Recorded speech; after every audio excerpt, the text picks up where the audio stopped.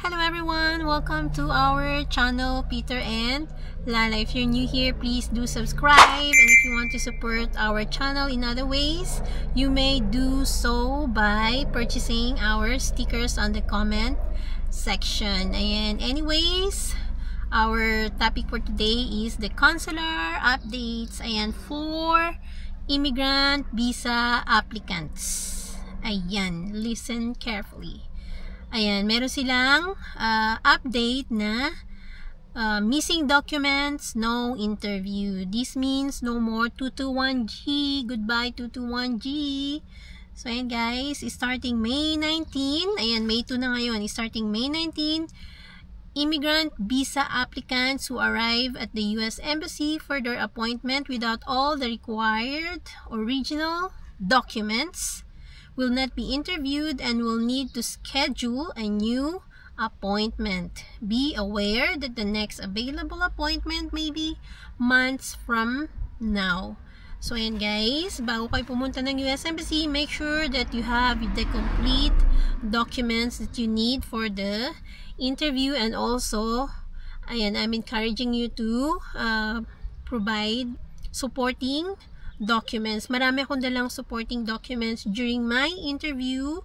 Yung iba hindi hinana, pero may mga nababasa ako sa mga Facebook groups na natutuwan siya dahil hinanapan siya ng pictures nila together. So ayan, better be over prepared than more waiting time.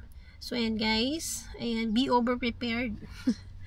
Ayan, ganun ako, marami akong dalang documents nung interview, diba? Para ready talaga sa lahat ng hahanapin ng consul, American consul or Filipino interviewer. So meron kayong pre-interview at saka yung final interview. Sa final interview, andun na yung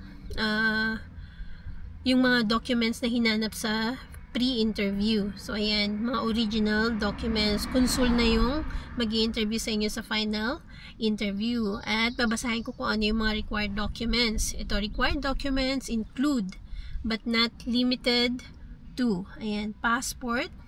Ayan, number 1, valid for at least 60 days beyond intended travel date. Tapos, number 2, original civil documents. Ayan, example is certificate of birth, death, marriage certificate, or a certificate of no marriage, yung CENOMAR or advisory of marriage, and proof of termination of marriage. So, ang dala ko guys, yung marriage certificate na may annotation sa gilid. Hinanap sa akin yun sa pre-interview. Tapos yung inyong CENOMAR. Both yan is manggagaling sa PSA. At kailangan bago yan guys. Hindi pwede yung more than a year na yung inyong mga birth certificates. Kailangan bago siya. Tsaka yung mga CENOMAR at tsaka yung inyong marriage certificate na may annotation, kailangan bago siya. Within 6 months nyo kinuha yung mga copies.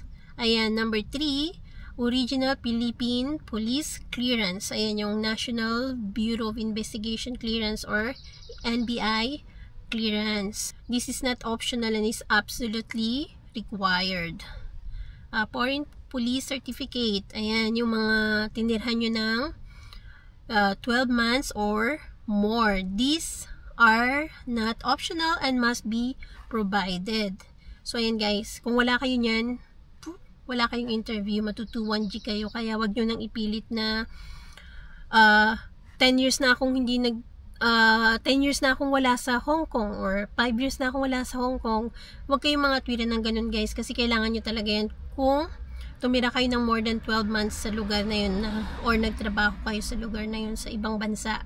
Ayan yung aking tinutukoy. If you're 16 years old and above, ayan, required kayo. Okay? Hindi pwedeng wala kayong police clearance galing sa ibang bansa. Sa case ko, kumuha ako ng Hong Kong police clearance at Russian police clearance. So ayan guys, yung Hong Kong police clearance, sabihin ko lang sa inyo, pag nag-request kayo niyan, hindi nyo na yan mahahawakan, diretso na yan sa US Embassy.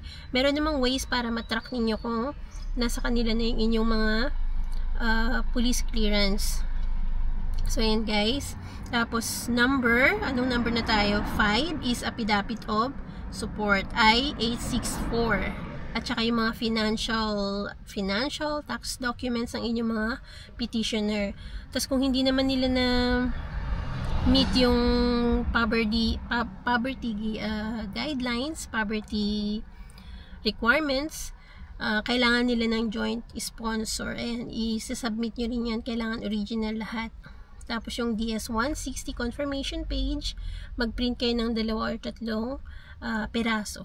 Kasi gagamitin nyo yan sa medical at saka sa biometrics. Tapos yung interview appointment letter, kailangan naka-print siya. Tapos yung other required documents, ayan, kailangan meron kayong, syempre meron kayong medical muna bago kayo nag-interview. Tapos yung inyong medical, dapat 2 weeks before your interview. Ayan, tapos yung NBI na may AKA.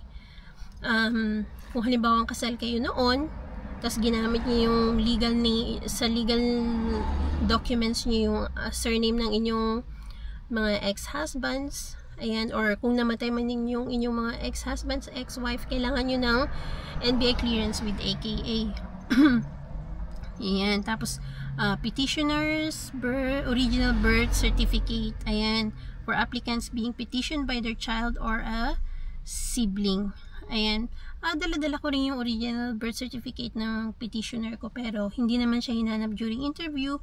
Pero may case na hahanapin, in case na hanapin, at least meron na kayong dala. Original proof of termination of marriage for applicants with previous marriage. If both kayo is previously married, kailangan nyo ng Senomar dito sa atin sa Pilipinas, at saka yung sinasabi ko nga na marriage certificate na merong annotation sa gilid na galing pareho ng PSA. Tapos sa part naman ng inyong mga fiancé, kailangan nila ng divorce decree, original divorce decree certified. Ayan, certified copy ang kailangan.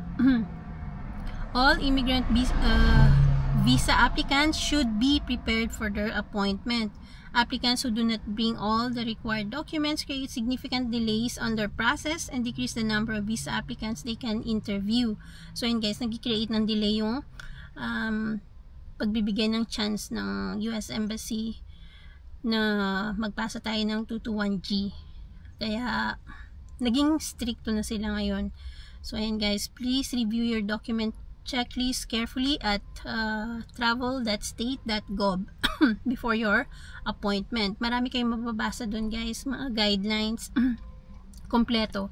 Magtiyaga lang kayo magbasa or tumawag kayo sa US Embassy kung meron kayong mga katanungan, or kung mas gusto niyo pa ng more informations, meron akong playlist na K1 Visa Journey. Ayan, mapapanood nyo doon. Tapos meron din akong video doon ng andun lahat ng requirements na dinala ko during interview. Ayan, original at saka mga photocopies. At saka isa pang tip, pag magpo-photocopy kayo guys, damihan nyo na or dagdagan nyo na. Kasi yung iba madadala nyo pa dito sa US, tapos magagamit nyo pa sa pag-apply ng inyong adjustment of status or green card. So ayan guys, ayan, at nagbago na ang proseso ng interview ng consular sa atin sa Pilipinas, US Consular. So ayan, good luck sa ating lahat at be prepared guys. Huwag kayong matense. Gumawa lang kayo ng checklist, tas make sure that you provide everything and provide more supporting documents. Walang nakalagay dito. Nakalagay ba? Nabasa ko ba? Mga pictures ninyo ni fiancé, mga chat logs, or mga plane tickets niya. Ano pa ba yung mga dala ko nun? Kasi may nabasa nga ako sa Facebook hinanapan siya ng more evidences ng kanilang relationship, mga chat logs, pictures, more pictures sa Pilipinas kasama yung family, or kahit naman hindi kasama yung family, mga pictures niyo sa mga gala ninyo, or yung mga pinurchase ninyo sa mga mall, kung ginamit yung credit card niya. Ayan, keep the receipt. Tapos yung mga receipt sa mga hotel bookings, ayan, importante din yan as evidence na nanggaling nga dito si fiancé ninyo. So ayan, ano pa ba yung mga pinasok mga evidences?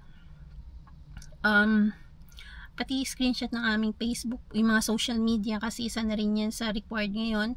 Social media, Facebook, yung YouTube namin, TikTok, ayan yung 3 social media accounts namin na puro Peter and Lala. So ayan guys, the more evidences that you can provide, the more chances that you will be approved and they will not question the legitimacy of your relationship. Yun naman ang gusto nating i-prove, diba, na genuine yung ating relationship sa ating mga fiancé. So ayan guys, good luck and thank you so much for watching. Please subscribe. Ayan, see you again next time.